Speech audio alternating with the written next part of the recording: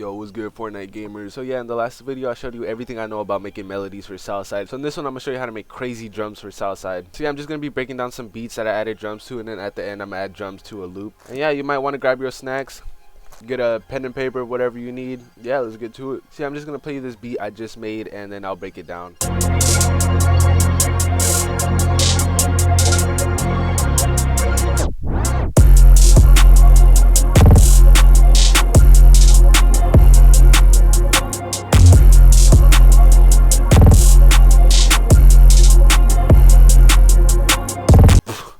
So yeah, not only am I going to show you how to make drums, I'm going to show you how to arrange your beats. So if you want to make good drums, you want to have good drum kits. And for you, I have a bunch of kits out on my store. A bunch of them are free. And yeah, just go check those out real quick. A bunch of high quality sounds. Yeah, that's the drum kits out the way. And yeah, let's just break this down real quick. So I got this loop from my boy Purple. All I did was pitch it down 2 cents to F minor. So yeah, I just started with this snare from my Griffin multi-kit. And this is the pattern I laid down.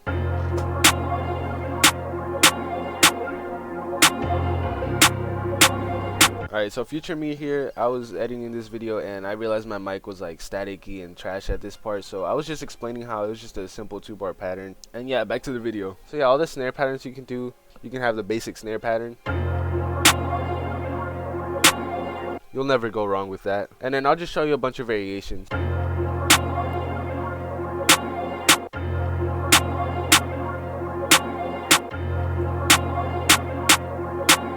Yeah, just experiment with like different bounces and stuff that you like. Just do whatever you want with the snares, really. So yeah, instead of having a counter snare, I added a counter clap. So yeah, I just layered the normal snares, not the accents, and then I added my own accents.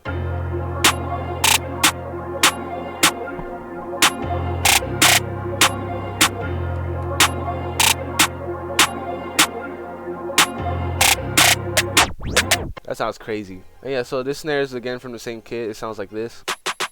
And yeah, like I said, I layered this and then I added these rolls. And for these rolls, I just did a 6-step. I just went to this paintbrush and I just dragged it over like this. I just added this extra note just to layer it with the other snare. And I literally just copied that roll, but in like different pitches and stuff, just so it sounds a little different. On this last part, I just added a roll. It's literally the same thing as you can see. And at the end, I just had the snap on 3rd beat. So yeah, then I added this hi-hat from my kit.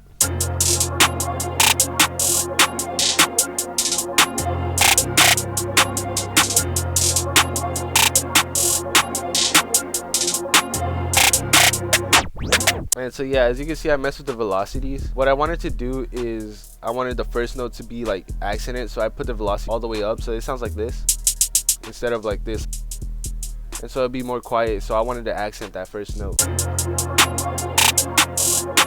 Then I added this 4-step roll right here. And then right here, I just cut up a note just to have a little bit of like breathing room. And then added more 4-step rolls. And then I just added a random 6-step. And I just copied that over. And I had just a little bit of variation. It's just the same pattern over and over. So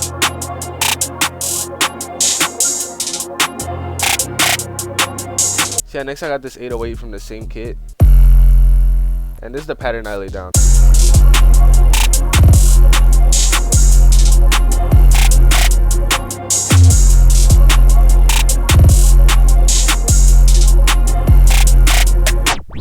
See, I just had the basic 1, 2, 3. And I just took out the middle note, and right here I just added this roll. And to make it, I went into the snap and I went to 4-step, and I just made this roll right here. And then I copied that over and I took out the middle note and I just kept the second one. And then at the end I cut it up and I pitched this note up an octave. And really the second part I just copied it over.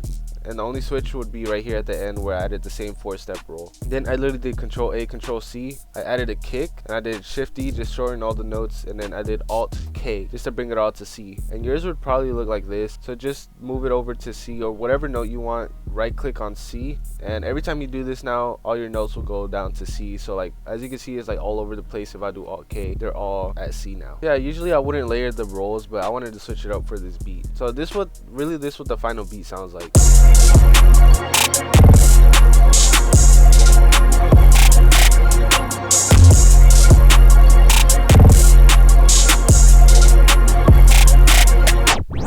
So yeah, now how do you arrange it so it catches people's ears? So usually when an artist listens to your beat, they're either on their phone or they're in the studio. There's one of the two. There's no in between. Since people now have the attention span of a peanut, you want to catch their attention right away. So for this one, I just had the hi-hat in the beginning and I had every sound playing. So yeah, it catches your attention right off the bat because the hi-hats are going crazy, like the bass is bassing. And yeah, instead of a riser, what I did, I went to my master, I put this glitch and I put a tape stop on it, and this is the settings. I have it every 16 bars, and then in the verse I had it every 4 bars.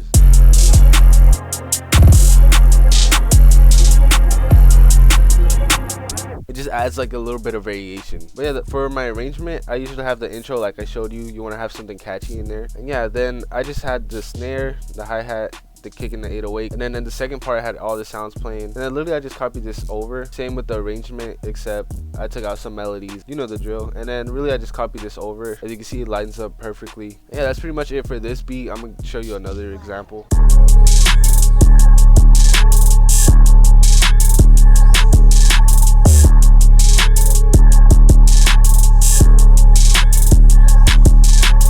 Yeah, that sounds crazy, and as you can see, it's literally the most simple beat ever. Again, I got the snare. I forget what kit it's from.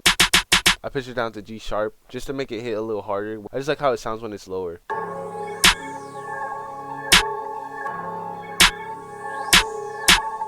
So yeah, basic snare pattern and then just a little bit of variation. I just copied that over for the 8 bars. And here's the hi-hat pattern.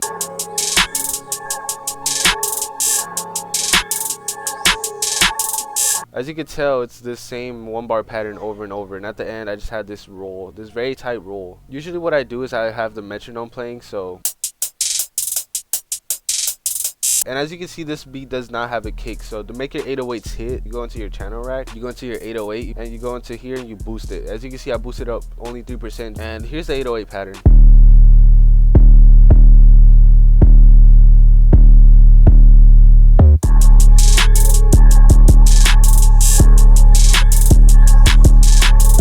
This one I had this 2-bar pattern, and I literally copied this over, and as you can see in the second part I moved this note over just so it has variation, and at the end again I pitch up the note 1 octave, and as you can see on the second half I copied it over and I added this extra note right here.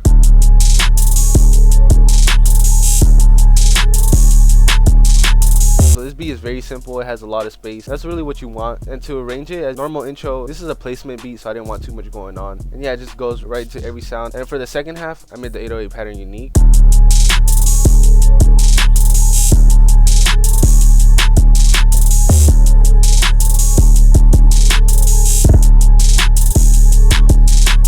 Here, what I did is I put a note, I did Shift D just to make it longer, and I did Alt U.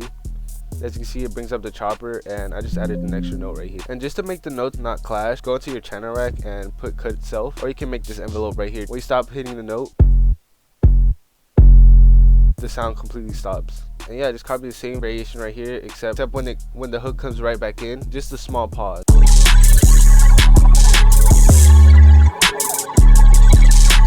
So then I just copied that over, and that's the whole beat. So let's make one from scratch. So yeah, I just have this loop pulled up. So yeah, let me show you what it sounds like before I add drums.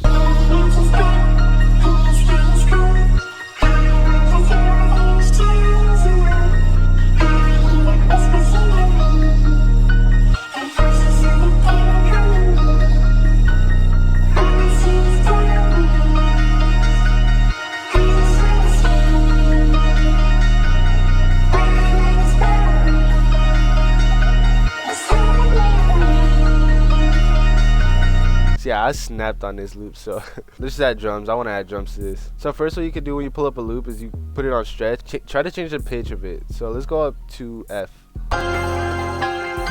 That's all I gotta hear, really. So yeah, the drums are gonna be coming from my new Griffin multi-kit. So if you want that, link in the description. And yeah, let's just add drums. Let's add an open hat just to start off the bounce.